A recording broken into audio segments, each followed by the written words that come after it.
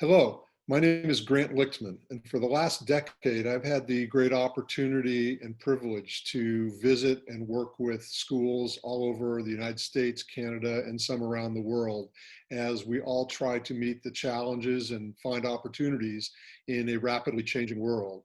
And I think we can all agree that in terms of change, 2020 has been a year of massive disruption and change for education.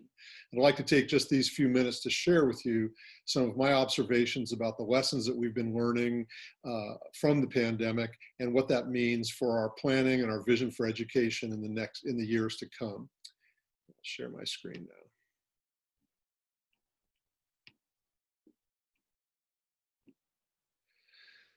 Perhaps the biggest lesson is that last spring for all of us, the metaphor might be that an earthquake shook down the house that we'd all built. And we have to ask ourselves the question, are we going to rebuild that house of education, that system of education, the same way it was before? Or are we going to learn from the profound lessons that we've had over the last 7 or 8 months?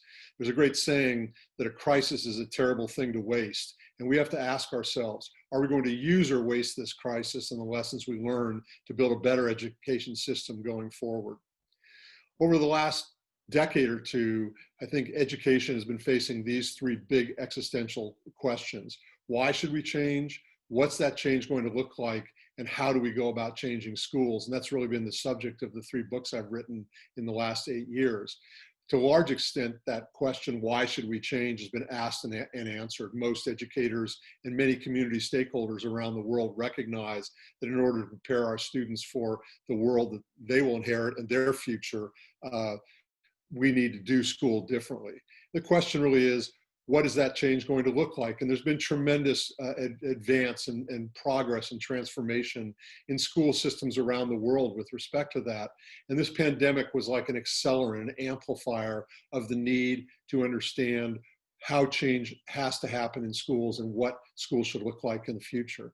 And then we need to touch on how do we go about doing that? How do you as school leaders, whether you're in the classroom or the administrative suite, how do you go about helping your school to change? On top of those 3 big questions that we've been wrestling with for the last couple of decades, we have this new response to the pandemic, the transition or the transformation that all organizations go through when they enter a period of crisis. Many of us were stuck in respond, or we might call triage mode, through most of the spring and even into the summer. And then some schools started to recover with a plan for what school would look like this fall. Some school systems are still in that respond and triage modality as conditions change on the ground, even as we've started school this year. Eventually, we're all going to get to the point where we move through the respond and recover phases, and we have both the opportunity and the responsibility to reinvent the organization, to take advantage of what we've learned and plan better for the future.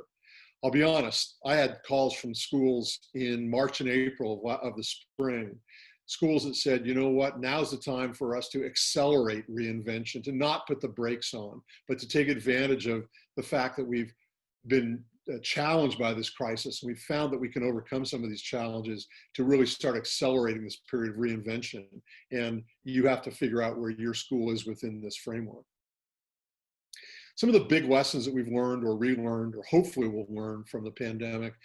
The first is that education, certainly here in the United States, and I think around the world, is fundamentally inequitable. We've known this for decades, and it may be that we still don't learn this lesson for all sorts of reasons related to economics and social systems and poverty.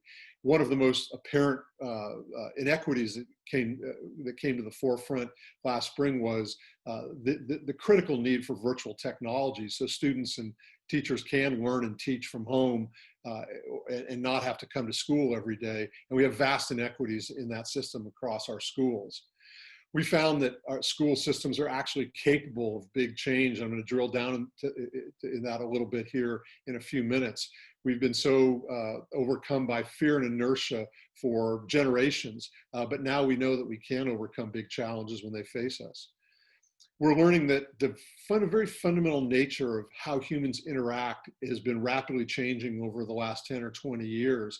And just the fact that we're speaking with each other, I from San Diego, California, and you from wherever you all are, without getting on an airplane, and we're all able to attend this conference together, is just such a perfect example of what's happened. And now that we all realize this with the pandemic shutdowns. And finally, I think that many more people across the world, across sectors, finally understand what an exponential rate of change means. It's not just about technology, but there's so many elements of our human condition that have been changing exponentially in the last several decades, certainly in the last couple of generations.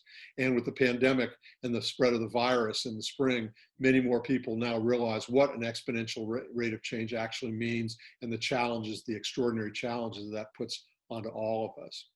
But let's drill down into a little bit more of some of the big lessons that we've been learning. In the spring, everybody was saying, wow, what's school going to look like in the fall?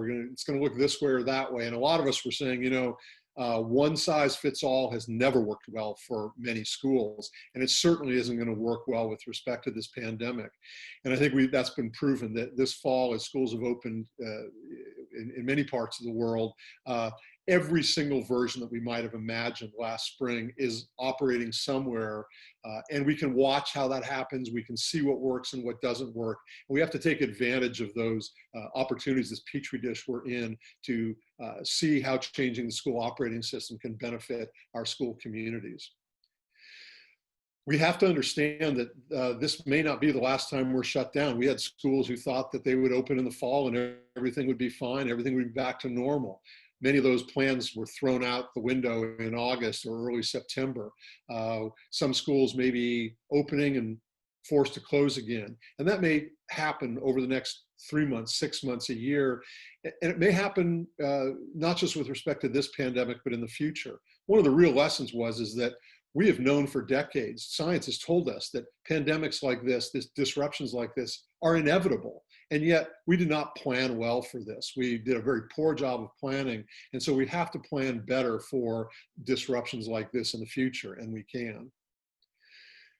We know now that the mantra that we've heard for generations from educators, that changing a school is like turning an aircraft carrier, it was never true. And we know that it's not true now. That myth has been busted. Many schools around the world, overnight or over a weekend or in a period of a week or so, fundamentally changed how they were delivering education to their students. They did it effectively, they did it efficiently.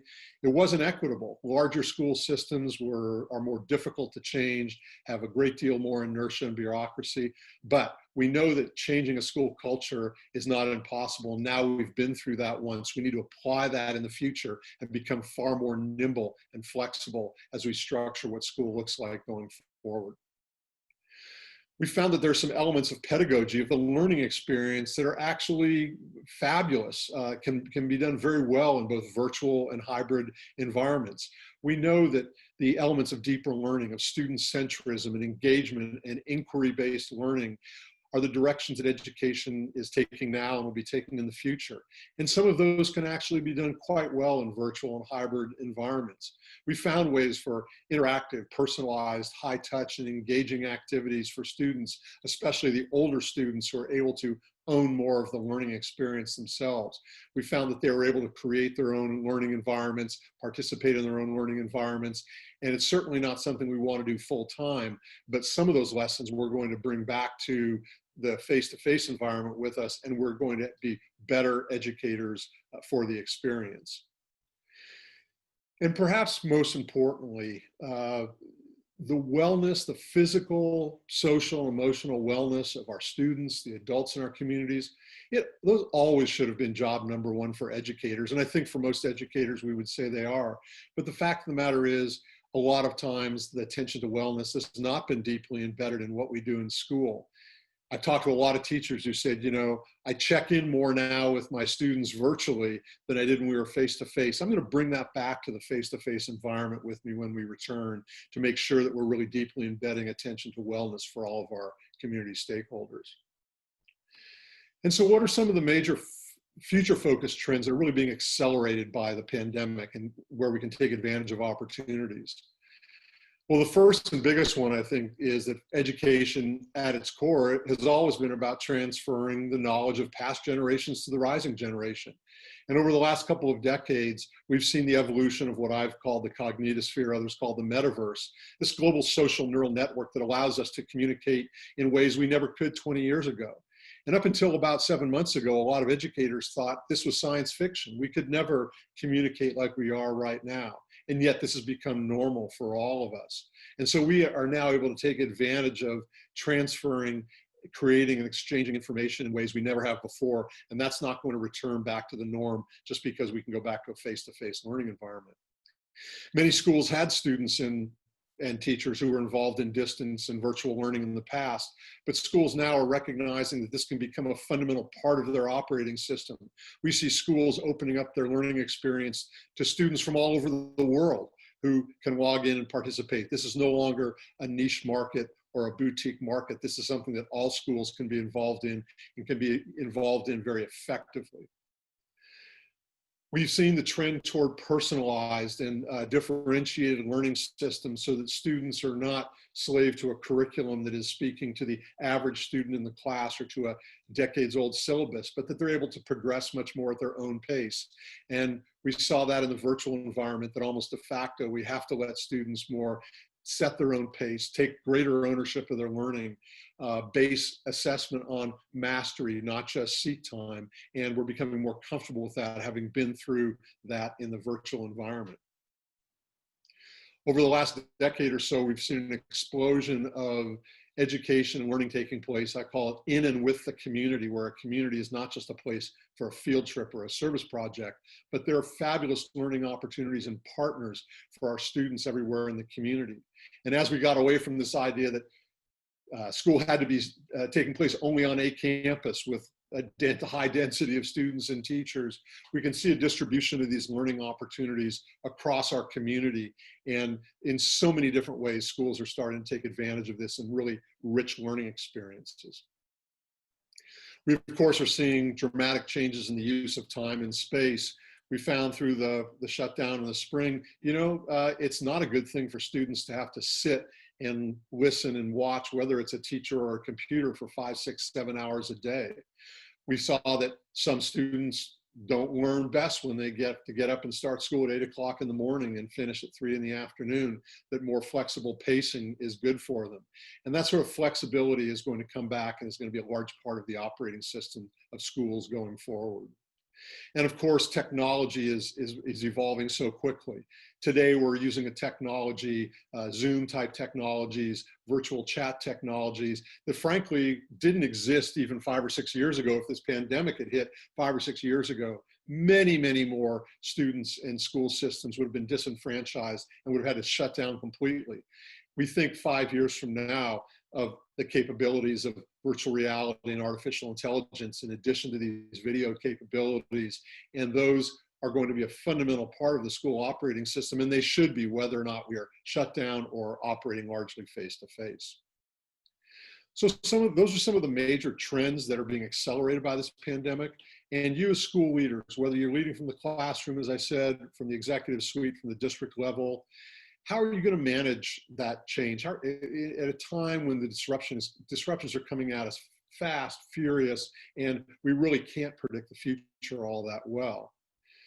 I guess I was a little bit fortunate that I published my last book, Thrive, just about a year ago. And it really speaks to what we know about how organizations change well, translated into the specific language of schools. We know that it's a mixture of understanding what our community needs and wants so that we can provide those solutions to them as their conditions change. We know that schools have to provide that strong differentiated value proposition and have their strategies driven by that value proposition so that families will choose to come to your school. And we know a lot about how organizations change efficiently, and we're starting to see more and more schools take advantage of those lessons. At a really sort of 30,000 foot level, many of us have sort of come to agree that the great model of, I call it Kotter Plus, but in reference to John Kotter from Harvard University, one of the real gurus of organizational change, has laid out a very concise roadmap for us of how to take our schools through change, whether it's related to the pandemic, or whether it's just longer term change related to the vision and strategies that you've set out to prepare our students better for the future. We certainly have step one down. We have a moment of urgency, and both urgency and big opportunity. And so that's sort of laid out for us today.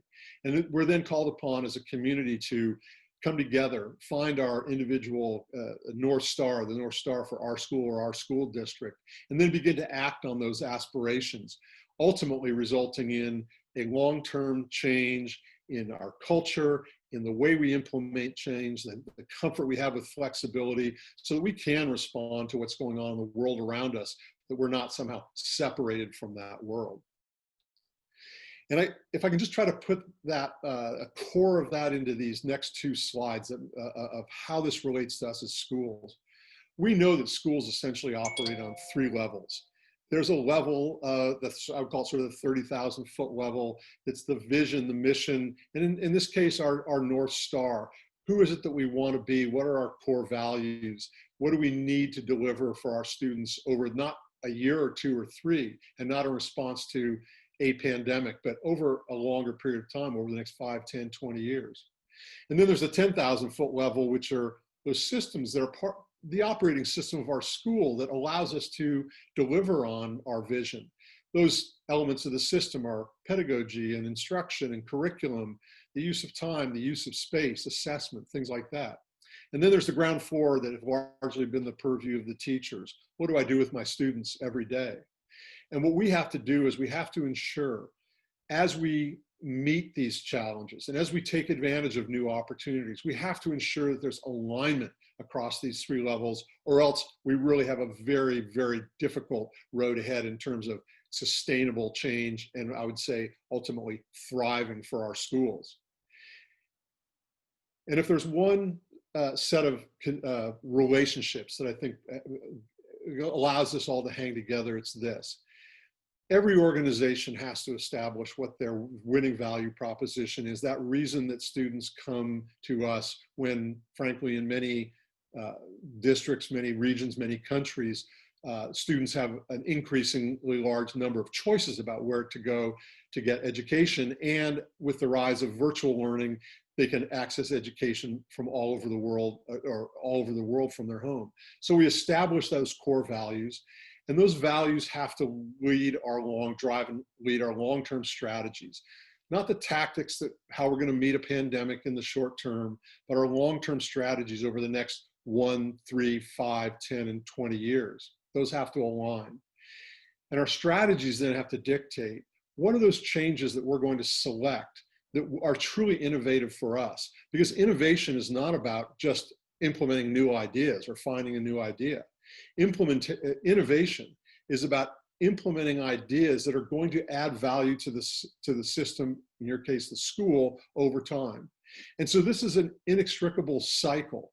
And if school leaders, from teachers to the board, will understand this and align these three elements together so that they're not haphazard, so they mutually support each other, you have a vastly greater potential to thrive in a time of real evolution, and in fact, revolution and disruption for all of our education systems. People have asked me, is there one characteristic of schools that seem to do these things well, that seem to meet these challenges and take advantage of opportunities, whether it's in the face of a pandemic or a much longer period of well thought out strategic change? And I would say that there is, and it's this. Those schools engage well with their community, their customers, their students, their teachers, their administrators, their parents, the community in which they live. And rather than telling their community, this is why we do what we do and this is why it's good for you, they ask questions, they listen, they allow their community to imagine and design. And all of that allows and encourages a community to embrace the acceleration and the possibilities that change brings, rather than being fearful of them. Right now, we're in a moment, many of us are in a moment where we can't deal with any of that. We're just putting up with the effects of the pandemic. But this is going to pass. And as it does pass for each of you in your own time frame, I encourage you to be increasingly involved in these engagement activities so that your school system will thrive over time. It's a pretty easy metaphor to see from the slide. As things change around us, as the world changes around us, as we have new challenges, new opportunities, new inventions, new technologies, are we actually going to, in this case, have the train move faster just by shoveling more coal into the engine? No, there's a reason that most parts of the world don't run on, trains don't run on coal-fired steam engines any longer. Because no matter how much faster you shovel the coal, the train can't go any more quickly. We have to make some fundamental changes in our school system, and the pandemic has given us both opportunity to do that because we are overcoming some of our fears. It's been a huge challenge to us because of the forced changes that it's brought to our school systems. But let's see this as a way to begin to break down the old operating system and leverage and amplify some of what we know is great about learning for the future. And with that, I share all of my resources on my website. There are free downloads for the introductions to my books, articles, videos, etc. Contact information for me. I hope you all have a wonderful conference. We're all fortunate to be able to attend virtually the conference this year. Thanks so much for your time, and I look forward to hearing from you if you'd like to get in touch with me. Thank you very much.